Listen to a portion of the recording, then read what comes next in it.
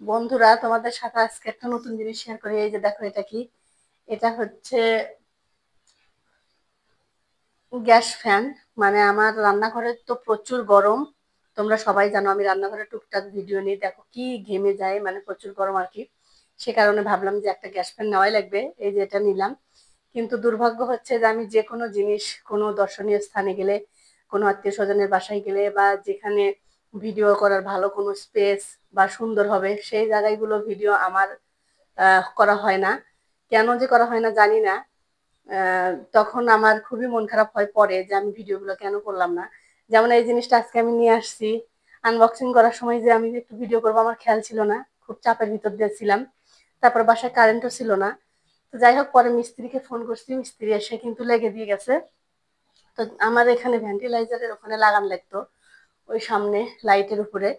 তা ওখানে এখন মাপে হয় কিনা সেটা দেখে আগামীকাল মিস্ত্রি আবার এসে সুন্দর করে লেগে দিয়ে দেবো। আপাতত এখানে আমি গরমের জন্য লাগাইছি, কারণ গরমে আমি থাকতেই পারতেছি না। প্রচুর গরম আমার চুলার পার। হে দেখো, এখন পর্যন্ত আমি ঘেমে যাচ্ছি, মানে এত পরিমাণ গরম। তারপরে লাইট আছে আবার দুই তিনটা, মানে এই জন্য আরো গরম আর কি।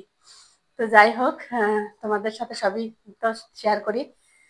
তো এই গরমের কারণে আমি আসলে রান্নাঘরে লাগালাম। বেশিরভাগ আমরা গৃহিণী মানুষ, আমাদের দিনের অর্ধেকের বেশি সময় কিন্তু রান্নাঘরেই থাকা লাগে। আর আমাদের গুরুজনেরাও কিন্তু বলে যে যে রান্নাঘরের অর্ধেকের বেশি সময় থাকে সে নাকি আদর্শ নারী। তো আমি আদর্শ নারী, তোমরা সবাই আমার জন্য দোয়া করো। আর আমার ভিডিওগুলো যদি তোমাদের সামান্য ভালো লেগে থাকে অবশ্যই লাইক কমেন্ট শেয়ার করবা। তো আমার গ্যাস ফ্যানটা কেমন হয়েছে অবশ্যই কিন্তু তোমরা জানাবা। আর আমি তোমাদের একটু ঘুরে দেখাই, দেখো কেমন করে। আমি এই যেখানে লাইন করা আছে, লাইন কিন্তু অলরেডি দিয়ে দিচ্ছে, এই যে দেখো ঘুরতেছে। এই দেখো শব্দও শোনা যাচ্ছে। মানে এখানে তো বাতাস লাগবে, বাইরে বাতাস যাবে, মানে ভিতরের গরম হাওয়াটা বাইর করে নিবে। তেল তেল তেল দিয়ে যে রান্না করি, যে মাংসের যত তেল আছে সব তেল তেল মনে করবে নিবে আর কি। তো সে কারণে এখানে লাগাইছি। তো আমার গ্যাস ফ্যান কেমন হয়েছে। আর এটার দাম নিচে হচ্ছে, বেশি দামের না, এটা খুব রিজনেবল প্রাইসের মধ্যেই।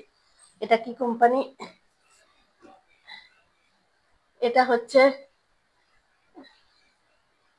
এই যে এটা ফ্যান। আমি ঠিক মতো তোমাদের এখানে উল্টো দেখা যাচ্ছে, এটাও ভালো কোম্পানির একটা ফ্যান। আর এটা হচ্ছে 12 ইঞ্চি, এটাই সবচেয়ে বড়।